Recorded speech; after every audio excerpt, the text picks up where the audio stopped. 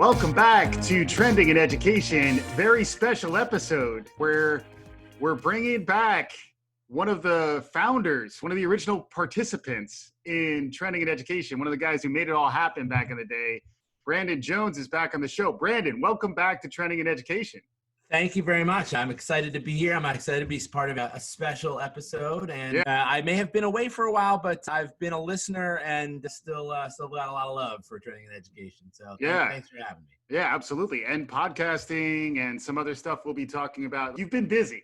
I have been busy. Yeah, and what we wanted to talk about today is very much related to what you've been busy with, which is behavioral health and helping behavioral health practitioners on their journey towards being a psychologist, being a therapist, being a social worker at a company called Triad Behavioral Health. So for folks who may not be familiar with you or familiar with what you're doing now, can you give a quick summary of what you're doing now and why it's relevant to a show called Trending in Education?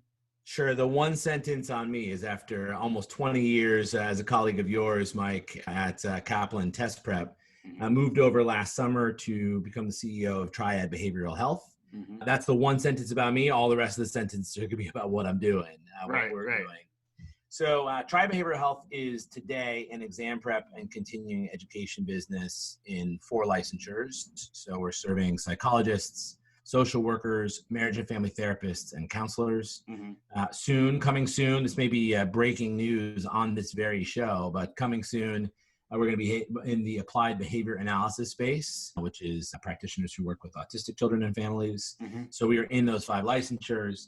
That's who we are today. We provide exam prep and continuing education for that population. Yep. The pivot that we're going through, which I think is a natural development for our organization, is to become a more full-service professional services organization in this space. So when you think about what psychologists, social workers, marriage and family therapists, counselors, behavior analysts need, yes, they need to get licensed and to stay licensed, but they need a whole bunch of other things. Mm-hmm. And so I believe that we at Triad and the various commercial brands that we operate have the opportunity to provide really needed services for a population that is growing, whose services are in need in all moments, but especially this moment, mm-hmm. and who have needs that I think we can meet.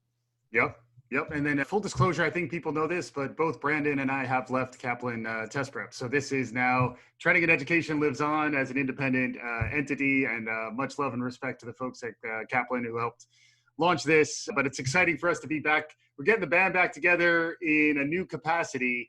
And, credit to you that you've been able to ramp into a new space so quickly. And the space itself is, I'm going to go there, it's super zeitgeisty. Like it is.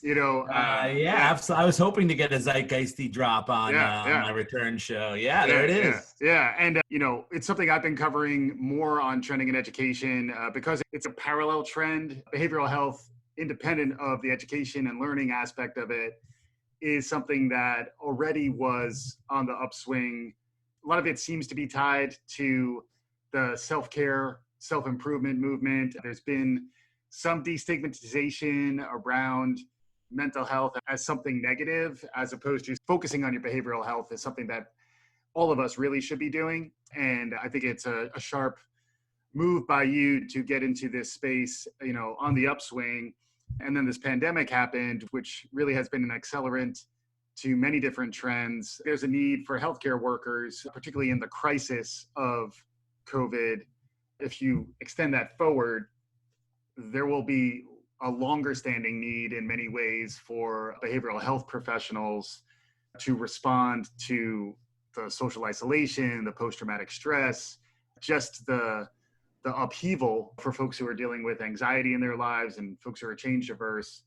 It's not an easy time for any of us. We've had a number of folks, Russell Glass been on a couple times. Kate Eberly Walker was on talking about, live online presence learning, how to help schools and help with the remote learning, really interesting space.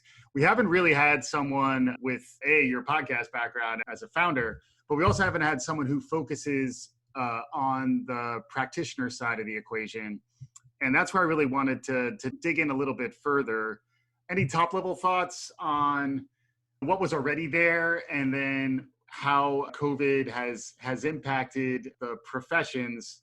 And then I think we can get into what we see coming down the road. But I'd love to get your perspective, since you've had a crash course prior to the pandemic, and then as someone leading an organization, a behavioral health organization, through this time.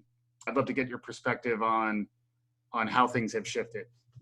Yeah, I thought I had a steep learning curve starting in August of last year, and then all of a sudden February, March showed up. Yeah, I think high level, I don't think this is an overstatement to say that this is the most important and most disrupted period in the history of behavioral mental health. Mm-hmm. That's some highfalutin language, but I think it's right. Right. So, and when you think about, and you mentioned some of this already, Mike, but when you think about what kind of care is needed, so you think about people, just people in the world, that's the community that behavioral mental health serves, obviously, is the world at large. Mm-hmm. The people dealing with job loss, family loss and not being able to grieve, change in family dynamics, mm-hmm. for better or for worse, right. Other social dynamics as our personal bubbles have shrunk pretty materially, mm-hmm. Substance abuse, domestic violence, yes. the things that unfortunately are at risk of coming out in a moment like this. Mm-hmm. All of those issues, some are obviously more acute than others, but all those, general anxiety, depression, yeah. There's an opportunity for a real need for care. Mm-hmm. So what the community, who the behavioral mental health practitioner community serves, what that community needs is intense in this moment. Yeah. So it's what the world needs. And then on the disrupted side, how that care is going to be delivered. So right. the big shift, and I know you talked about this, as I mentioned, I'm still a listener. I listened to the Russ Glass episode. I guess 2 more times on the show, he's going to get a jacket. I still need to send him the refrigerator magnet, and you right. as well. So I need your address. But yeah, absolutely. Drop it at with the doorman. Yeah, I know you talked with Russ about telehealth, but just to spend maybe another minute on that in terms of how that is going to change, and that's going to set up a conversation we can have about practitioner needs. So the move to telehealth has been just dramatic.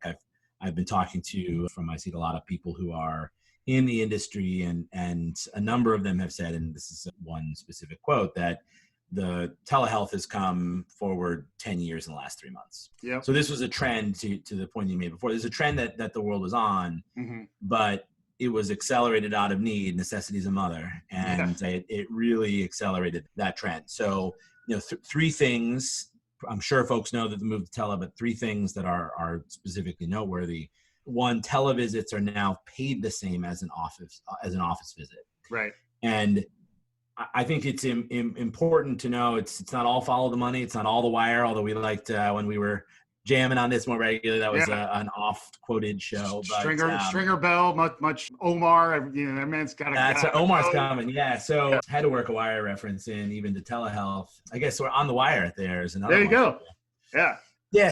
Until that was the case, where televisits were paid to practitioners, paid to providers less than office visits, that was gonna curb this trend. Right. So that's one. Second is the relaxation of HIPAA requirements, including what platform people are using. Essentially, now you can use any semi-secure platform mm-hmm. to deliver your telehealth. Mm-hmm. And then third is a relaxation of some state licensure requirements. So as an example, in the state of Indiana now, you can practice if you are licensed in any state. Mm-hmm. So that was the intent there. Is Indiana has a lot of states that border it, and a lot of communities where if you don't live in the same state where you used to practice or where your community lives, that's a need. But now, if you are anywhere, you can practice everywhere in Indiana. Those are 3 sea changes for this space. And I do think that there likely will be a tightening of some of these regs, particularly around state licensures. State licensing, licensure boards within states are variously strong, as are the state legislatures, as are the governors. Right. That one is likely to be restricted. Some HIPAA requirements are probably going to come back into place, but as a headline, tele isn't going anywhere. Once this population has had the convenience of therapists coming into their home via Zoom or Skype or anything, the incentive is really not there for them to go back and drive to their office. Exactly. So really disruptive, but also a huge opportunity for behavioral health practitioners who are digitally ready. So it reminds me of, we've talked a lot about the emergency remote teaching. So some faculty, some K-12 educators can lean in and thrive in the new normal. And they're going to really have an advantage over those who are not as digitally ready. I think, it's interesting as I was thinking about this show, telehealth has some constraints. Telemedicine has some constraints because you can't physically examine the patient in the same way. But when you think about telemental health, you can get pretty close to parity aside from the feeling of being in the same physical space. But you get pretty close in a Zoom room and a lot of these other technologies that are emerging. So I think there is a huge growth potential if you think about the broader field. And that's why, as a trend spotting show and also with an audience who maybe we're all impacted by this pandemic in different ways, careers are being upended. Folks are trying to think, also if you're early career, you're trying to figure out, how do I chart my path?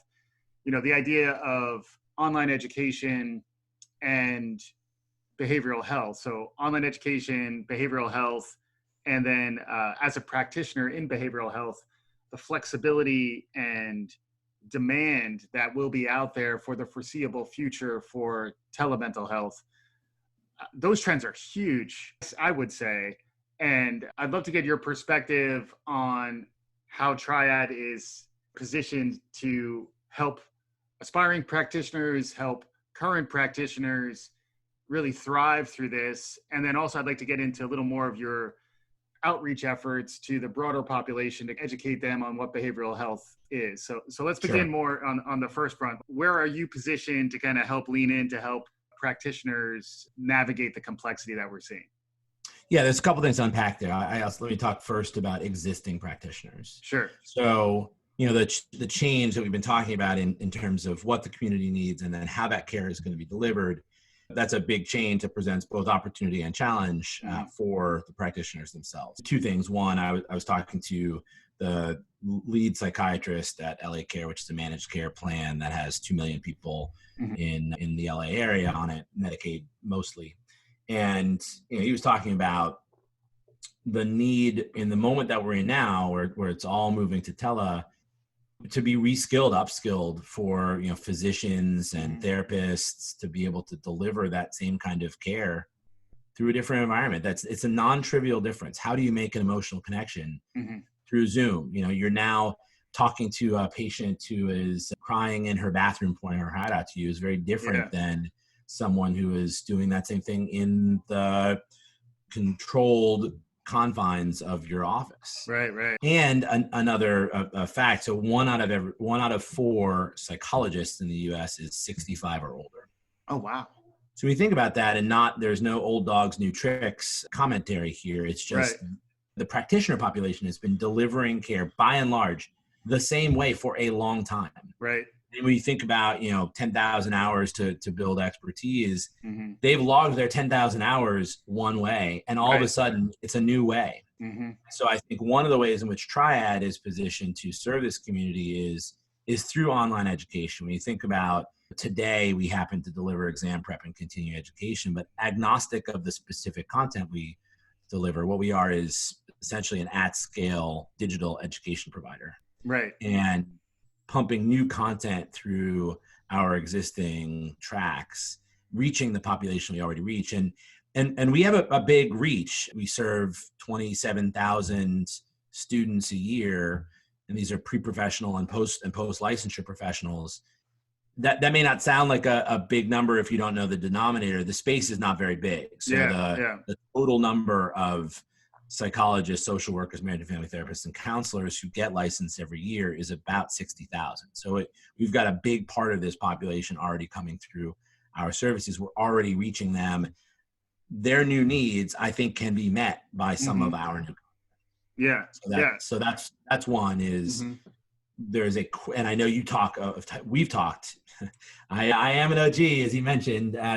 We talked a lot about upskilling, reskilling, multiple careers. Right. This is an acute moment for that, obviously, for the practitioner community. Right. The second is about jobs in the space. So, you mentioned the sort of the people who are listeners here thinking about digital education, upskilling, and their own careers. And I imagine there are people who are listening right now who unfortunately they or a spouse or a partner or a friend has been disrupted, has had job loss of their own. And this is a hard moment for sure. There is going to be a need in this space. And it's for licensed professionals, but also for non-licensed certificate-bearing professionals, behavioral health coaches, registered behavior technicians, substance abuse counselors. Yep. When I think about behavioral mental health, again, the way we are in the space right now, the licensures may be small, but the space is growing and growing quickly. Right. I was talking again, another conversation about a suicide hotline in California has had 7,000% increase in call volume since March 15th. Yeah. So that's in most cases, the people who are taking those calls, they are not psychologists, right? They're case managers or crisis managers. And so there's going to be a whole set of opportunities in this space where you can do well doing good. Yep. Those, every time someone picks up a call, that is a really important person on the other end of the line, right? And that's true for really all of these moments. There's a lot of both acute and chronic need in mental health, both of those things. And I think there is an opportunity for people who are inspired, whether they've been touched by behavioral mental health themselves or in their network, and are interested in getting into learning more. I think there is a real need and opportunity for that in the market today. Yeah, and it's really interesting when you talk about the 10 years of acceleration in 3 months, when it's acceleration against a trend that was already on the positive side around reacting to the behavioral health problems that are out there. It's going to be fascinating to see organizations like Triad and individuals demonstrate their ability to pivot quickly and be experimental and try new things. And I know you haven't been there at Triad terribly long, but you have been trying to affect some change even within that organization. One thing that I wanted to make sure we did talk about, one of those changes is launching a podcast. Is that correct? Sure have. I will spend a few minutes jamming on that just to put that in context for what we're trying to do at Triad. As I mentioned, we're going through an organizational shift from being one thing to being something else. So we've been historically an exam prep and continuing education company. We're now reimagining ourselves as a more fully featured professional services organization. And to do so, we need to change our relationship with our customers. So it has often been, and this isn't necessarily a bad thing, it's just not what our future is. It has been transactional, single moment in time engagements where someone's in our network for 6 or 9 months and then they're coming out, and then maybe 2 years later when they need continuing education, they're coming back in. We're trying to change that. So the podcast is really just one manifestation of what we're trying to do in terms of, if you'll permit me, our purpose, mission, and strategy at Triad. Our purpose, we help people help people. Our mission, we're serving the behavioral mental health practitioner community from undergrad to professional to practitioner. And how we're doing it is providing a through line of multiple services throughout their career. Right. And so when you think about that, the podcast fits neatly into what our purpose is, our vision is. It's not an also ran because I like podcasts. It's really an important part of and thematic of our shift in how we're approaching the market. Yeah, and the name of the podcast is Behavioral Health Today. Right. And full disclosure, I did help get the thing off the ground. That's right. That's right. Yeah. So I'm contractually obligated to say that now. and for any listeners out there who want to get a podcast going for their brand, reach out to Mike at Palmer Media. That's one of the things I'm trying to do. But the host of the show is a gentleman named Graham Taylor, and we're going to play some sound, 2 separate clips at different times in this conversation. One is more about this specific moment in time where Graham is helping us understand how folks are navigating the psychological trauma of the COVID response. And then the show is not just about that, although because of these external trends, because of the collective zeitgeist that we're in, obviously a lot of the shows are going to be talking about COVID, but there's broader behavioral health themes that are also being surfaced and are going to need to be addressed over time. And I will say, folks will be able to hear it themselves. Graham is really a wonderful host. And we have a first clip here of Graham talking about some of the psychological trauma that folks are facing around COVID and how they're responding. So let's have a listen. We're addressing a really unique and unprecedented event in our nation and our world's history. We're talking about the coronavirus. We're going through the existential fears and grief. And what we tried to do is to create some meaning for what's going on. And if we can create some meaning, we can get some understanding. Understanding allows us to kind of move into a place of control and then decision making, going from kind of a reactive state to an action state. I was reading a sports psychologist the other day, Michael Gervais. He's a very well-known sports psychologist. And he was talking about how resilience is like bounce, but it's not just bounce, it's bouncing forward. This idea that when we hit hard times, it's about learning how to adapt, even thrive. And what you mentioned earlier that we're going to talk about in our podcast today are ways that we can be intentional about this pandemic time such that we can thrive, we can grow. Great stuff there from Graham. Behavioral health today seems to be scratching the surface of some real upside here. So any other thoughts from you on what you're trying to accomplish there and what the nature of the show is?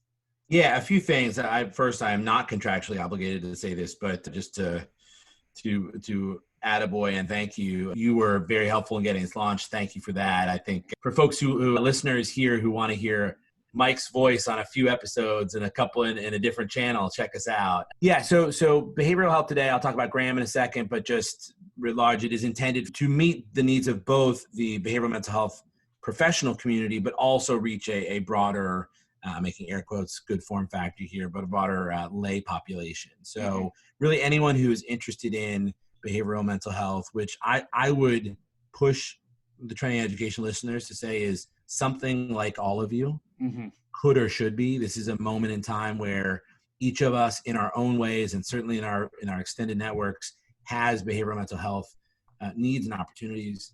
Give it a listen. I think just as a person, obviously I have a vested interest and a bias here, but I personally also, taking off my CEO hat and just having my head, I have really liked listening to a number of these episodes. So, yeah, and also launching it through this pandemic was really a profound experience for me. And that's where Graham was, I had the benefit of getting, 50 minutes with Graham every week when the show was launching, which in other contexts, I would have to be paying him for his services. That's right. But there is some comfort and solace that people can find by listening to experts and folks with a depth of clinical experience talk about things that are relevant in a way that I think is very conversational and engaging. So yeah, you're gonna talk a little bit about Graham maybe as well. Yeah, I will in one sec. Just one other note. You mentioned the sort of launching this through COVID, and you said this, but we've tried to have both COVID specific shows. Which we've typically, just for listeners in case you want to check us out, again, Behavioral Health Today, we've been dropping as extras on Thursdays, typical show releases on Tuesdays. And there we've been trying to keep it, I don't know, I would say it's 100% COVID free, but the fact of the matter is that there are underlying needs for the professional and larger community at large in the behavioral mental health space that, yes, are impacted by COVID or may be accelerated or may more acute by COVID, but are going to be here when, hopefully soon, but whenever COVID is a thing our kids are telling kids about, there's still going to be behavioral and mental health needs. And so we're trying to have a stream in the pod that is really evergreen and intended to reach that. So that's been our approach. And Graham Taylor is a licensed clinical psychologist. He has 25 years of experience in hospitals and private practice. And he's great. He is someone who works for Triad Behavioral Health. He's our chief learning officer. So he has a lot of experience on the education side as well. One of our commercial brands, the Taylor Study Method, he is the Taylor in the Taylor Study Method. So has experience connecting with students and learners, which I think it's adjacent to therapy, right? You have to be really good at listening and conveying information as a therapist and as an instructor. He's had his one foot in both of those worlds for the past 25 years.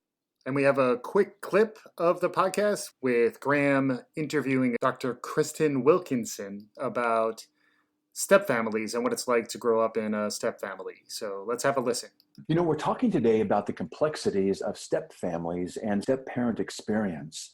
Absolutely. It can have different meanings for different families. I think nowadays it's not just this idea of divorce. I don't think marriage has to be a part of the situation to call it a step family. I think it could also include, bringing children together who have different parents, even bringing maybe even adopted children into the mix. I've been a stepchild for, in terms of my earliest childhood memories. So This is very personal to me. When you're working with step families as they're coming together, what are some of the things that you talk about? I think right out the gate, to be able to talk to these parents and then subsequently step parents about how can you start being honest with the kids. I think even in the terms of normalizing, to also normalize the fact that you don't have to be best friends with the non-custodial biological parent, and that there might be challenges. You're not going to change them as a person. And so kind of ride that wave as it comes. I love to give folks some real hope that step families can be very rewarding. If I could just maybe kind of push you a little bit around your experience. You started off being very candid and transparent today, and I appreciate that. Your experience of being in a blended family. I think that's a great question. And, when I reflect on that, I just think of there's more people there to love you. Yes. There's more people that can be on your corner. Great stuff. Nice to get a taste of what's coming down the pike. Here we pick up again with my interview with Brandon. And just to piggyback on your previous point, I think everyone who's producing content nowadays is struggling with the same challenge you're describing, where on the one hand, we want to be in this moment, even in terms of almost a journalistic, historically relevant context, where years from now, people will want to reflect back on what was it like when the pandemic was happening. So I think there's a real service that is being provided, both in real time to those of us who are enduring this and figuring out how to find solace and a path forward right now. But I also think historically, this will be an amazing time to look back on for lessons learned and also just for historical context. So I think that aspect of the show is hugely relevant, really on both those fronts. But then the behavioral health component, a lot of the stuff that's talked about, for example, talking about resilience as it relates to the pandemic, resilience is also something that just relates to being human and being healthy and finding meaning in your life and being able to chart a positive path for yourself. That's really powerful. As much as I love what I'm doing here, talk about learning and sort of the pro-social aspects of trying to understand what's emerging and trying to, maintain hope and inspiration around where things are headed. There's almost an even more fundamental value prop around the behavioral health of all of us. And that's why I wanted to get you on the show. And I open invite, obviously, just to talk about anything, but open invite to you and Graham and other folks in your network. It's also been nice while getting this off the ground to be able to use a format similar to this, where it's not just about Graham, it's also about the guests and the diversity of voices, both within Triad and outside of it, which I think is really powerful. I think you're doing good by doing this. And for listeners to this show, it's in a similar vein. It's got a similar mission, and then in some ways, an even more relevant or as relevant a core subject matter in behavioral health. So I would really recommend it, even though sadly I'm no longer a voice on the show. I'm just a listener. But yeah, I think it's a real credit to you to have the vision to move to behavioral health, focus on the practitioner, and then launch something that hopefully has some appeal to the general population as well. We're coming up on time. I think that was a full-throated endorsement of. I appreciate it. I appreciate your support and your endorsement of behavioral health today, and the potential of these types of things for brands to kind of get out there and modernize and be relevant outside of your traditional business model. But we're coming up on time. We always like to ask our guests, what do you see further down on the horizon? So how are you thinking about the future? Obviously, it's a very difficult time to forecast, but are there broader trends emerging? Are there thoughts you have as you're leading an organization and as you're trying to get out ahead of what's coming down the pike? What's capturing your attention these days? Yeah, this may be restating what we've already covered, but just to put a bow on it, huge and disruptive change in how care is consumed and delivered, changing needs of that workforce, both in terms of what those roles are, how many of them there are in terms of behavioral mental health professionals, and their educational needs in terms of getting them upskilled and reskilled. Those related trends, a network of trends, is going to provide opportunities for organizations like Triad, and others in this space. We have a number of partners who are trying to buckle up our services with to move things forward. And I think if we can come out of this a more mental health aware, behavioral health aware, and with better services that address those both acute and chronic needs real time, if we come out of this moment with that outcome, I think there will be some silver lining in this cloud. So I'm really excited about the direction that we're moving in. Obviously, I'm not excited about the experience that has gotten us here, but I'm excited the direction that we're moving societally around this space in behavioral mental health and in what we're doing at Triad Behavioral Health. Awesome. Reminds me of the Fred Rogers quote, "In a time of crisis, look for the helpers." And some of the real critical helpers these days are the behavioral health professionals. So just like we like to thank teachers for their service, and we're very conscious of the frontline workers who are doing incredible work these days, take a moment to reflect on the contribution of behavioral health workers and also those who are helping them on their journey. Really powerful stuff. And, friend of the show, founding member, Brandon Jones, and now CEO of Triad Behavioral Health. Thanks very much for joining us on Trending in Education. Thanks, Mike. Glad to be here and looking forward to listening and hopefully coming back on in the future. Awesome. And for our listeners, we'll be back again soon on Trending in Education.